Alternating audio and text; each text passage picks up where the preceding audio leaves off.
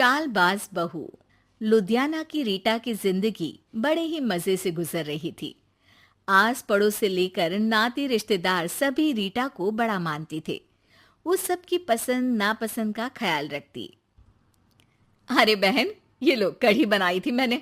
सोचा तुम बीमार हो तो तुम्हारे घर के लिए भी बना दी, खा लेना। सभी रीटा की तारीफ करते हैं। रीटा की ममेरी बहन कहती है, रीटा, तुम्हारा लड़का तो बहुत बड़ा हो गया है, उसकी शादी की नहीं सोची? सोच तो रही हूं, लेकिन ऐसे लड़के से कौन शादी करेगा जो कमाता धमाता ही नहीं है। ये तो है। तू उसे समझाकर किसी काम पर क्यों नहीं लगाती? अरे क्या करूं बहन, समझाती तो बहुत हूं लेकिन समझता ही नहीं। किसी तरह कहीं काम पर लगा भी दो तो 2-4 दिनों में ही काम छोड़कर वापस आ जाता है। कहता है खुद का काम करना है। अगले दिन रीटा का बेटा मयंक कहता है, माँ, ये नेहा है, मैं इससे प्यार करता हूँ और इसी से शादी करूंगा। अब लेकिन नेहा बेटा, ये तो काम ही नहीं करता, तुम खाओगी क्या? माँ जी, आप जो खाएंगी वही मैं भी खा लूंगी, लेकिन शादी तो मयंक से ही करूंगी। रीटा नेहा और मयंक की शादी करवा देती है। हे जी, देखिए तो, ये हमारा भाग्य है कि शहर की इतनी प्यारी पढ़ी लिखी लड़की हमारी बहू बनी। हाँ रीटा, सही बोल रही हो, वरना कौन बिना काम धाम के लड़के से शादी करता है। नेहा सारा दिन घर में रहती और सास को देख देख कर जलती कुड़ती रहती।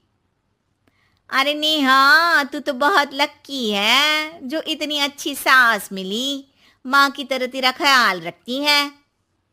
नेहा बिना मन के हंसकर निकल जाती है। आए दिन नेहा को उसकी सास की तारीफ सुनने को मिलती। मयंक, तुम्हारी मम्मी बहुत चालाक है, सबको सम्मोहित करके रखी हुई है। कोई मुझसे पूछे कितनी झूठी औरत है तुम्हारी माँ। अच्छा, कैसी, क्या झूठ बोल रही थी? अरे जिसे देखो वो कहता है तुम किस्मत वाली हो कि अच्छी सास मिली। क्या तुम लोग किस्मत वाले नहीं हो जो मैं मिली तुम लोगों को? अरे लेकिन यार, तुम्हें तो कोई जानता नहीं ना, तुम्हें तो लोगों को समझाना पड़ेगा कि तुम भी उतनी ही अच्छी हो जितनी की माँ है। उतनी? ना जी ना, मैं तो उनसे कहीं ज्यादा समझदार और गुणी हूँ। नेहा अपनी माँ को फोन कर सारी बात बताती है। अरे देख, तुझे सबके सामने अपनी सास को गलत साबित करना होगा। अगले दिन नेहा हाथ में टूथपेस्ट लगाकर घर के बाहर खड़ी होती है कि पड़ोसन उससे पूछती है, अरे नेहा बेटा, क्या हो गया? ताई, क्या बोलूं मैं? मेरी सास से मत कहना ताई जी, मेरी सास ने गुस्से से जला दिया। मैं नहीं मानती, रीटा तो बड़ी ही भली औरत है। मेरा पति कोई काम नहीं करता ना, सारा सारा दिन ताने देती रहती है, कहती है तुझे खाना तभी दूंगी जब घर का सारा काम करेगी। पड़ोसन को नेहा पर तरस आ जाता है। वो सब जगह नेहा की कही बात फैला देती है। एक पड़ोसन दूसरी से कहती है, रीटा तो बड़ी ही खराब औरत निकली। हाँ हाँ, देखो तो कैसे बहू पर जुल्म करती है। नेहा के घर रीटा की भाभी आती है।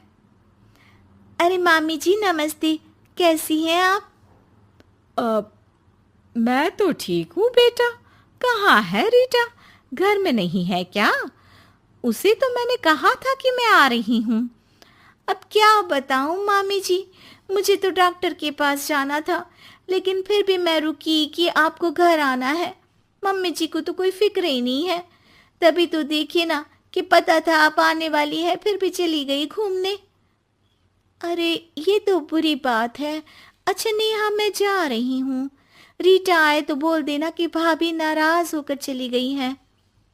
रीटा वापस आती है तो उसे भाभी नहीं मिलती।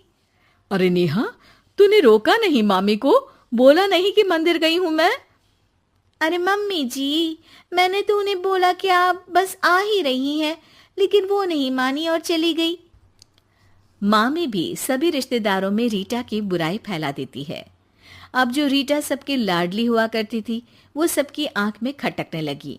रीटा को समझ नहीं आता था कि जो पड़ोसी उसे हमेशा प्यार से बुलाते थे, वो उसके सामने आते ही दरवाजा क्यों बंद कर देते हैं।